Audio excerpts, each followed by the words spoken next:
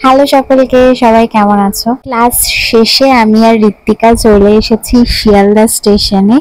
Smart বাজারে যাচ্ছি এখন। কয়েকদিন পরেই আমার পার্টনারের যেহেতু জন্মদিন আছে, বার্থডেতে কিছু দিতে হবে, সেই কারণেই আসা। বাজার কলকাতা থেকে কয়েকদিন আগে ঋত্বিকা এরকম টাইপের প্যান্টগুলো 199-এ কিনেছে, বাট এখানে 299 প্রাইস। এই যে প্যান্টের কথা বলছিলাম তোমাদের।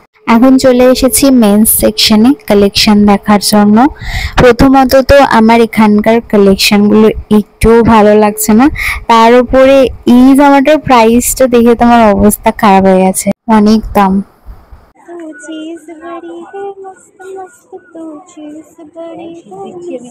এই দেখা তো চিজ, চিজটা দেখা। গাইস, চিজ কিনে ফেলেছে, উল্টো উল্টো ধরেছিস তুই। কিছু দিকটা অপমান করছে, আমি জানি না বলে।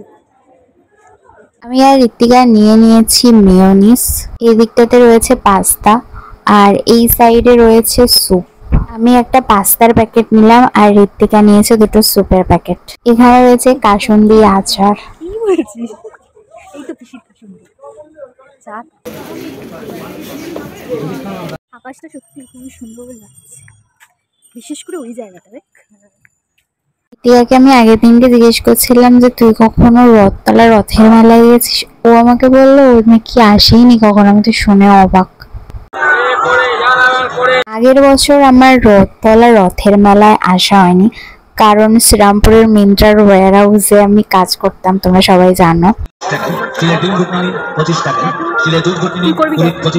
হয়নি এখন, কিনে নিতে পারি। আমি না ডিস্কো করবো সব, আর রেলগাড়ি চড়তে খুব ভালো লাগে ছোটবেলা থেকে। মেলাতে কিন্তু বেশ ভালোই লোক হয়েছে আর অনেক খাবার স্টলও বসেছে। পান টান খাবার না, পান মুখে গুজে বাড়ি যা না, এই চ খাবার বাসি না তো। হ্যাঁ ওইটাই তো। এখন আর মেলাতে গেলে 10 টাকায় কিছু খাবার পাওয়া যায় না। ভাবছি ঘুগনি খাবো, কিন্তু 20 টাকা করে প্লেট বলছে। মিকি মাউস ছিল আমার ছোটবেলার সব থেকে ফেভারিট রাইডার। মাঠের ভিতরে বাইরে খাবারের প্রাইস কিন্তু সেম। এখানে গরম গরম পাঁপড় ভাজা হচ্ছে, সুন্দর সুন্দর জিনিস থেকে মনটা ভালো হয়ে গেল। এখানে মেলা চলবে 19শে জুলাই অবধি। এখন আমরা রথতলা শ্রী শ্রী জগন্নাথ মহাপ্রভু মন্দিরে যাচ্ছি। ঋত্বিকা কিছুক্ষণ আগে আমাকে জানালো এখানেও ও এর আগে আসেনি। তোমাদের জন্য আমি এখানে অনুষ্ঠান সূচিটা শেয়ার করলাম। রথতলা কামারহাটির এদিকে কখনো এলে এই মন্দিরটাতে ঘুরে যেও, আশা করছি তোমাদের ভালো লাগবে। আগে কিন্তু রথতলায় রথ বলতে এই রথটাই বেরোতো। এটা হচ্ছে মতিলাল শীল ঠাকুর বাড়ি। ছোটবেলায় বেশ কয়েকবার বাবার সাথে এসেছি এখানে মাছেদের খাবার খাওয়াতে। এখন বাইরে দর্শনার্থীদের জন্য বিকেল 4টে থেকে 5টা অবধি শুধুমাত্র গেট খোলা হয়। মন্দির থেকে রথগুলোকে যেখানে রাখা হয়েছে তার ডিস্টেন্সটা কিন্তু বেশ অনেকটাই।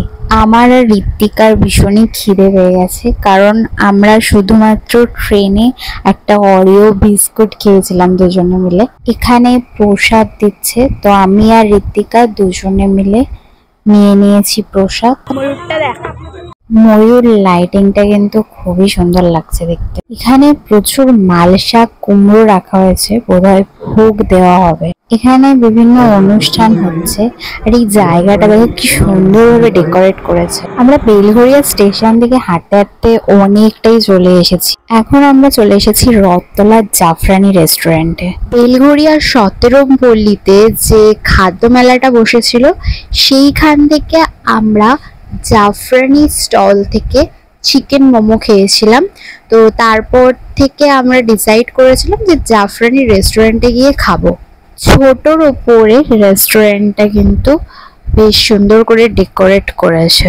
আজকে আমরা এখানে এসেছি চিকেন মোমো খেতে, কিন্তু এখানে এসে জানতে পারলাম যে এখানে মোমো পাওয়া যায় না।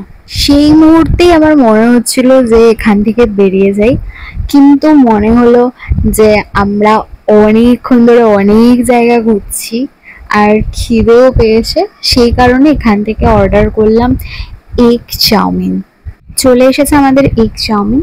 চাউমিনটা দেখলেই বুঝতে পারবে যে মশলা প্রায় দেয়নি বললেই চলে, অনেকটাই অয়েলি ছিল। প্রাইস নিয়েছে 105 টাকা। আমাদের দুজনেরই খুব একটা ভালো লাগেনি। আজকের মতো ভিডিওটা এখানেই শেষ করছি, টাটা।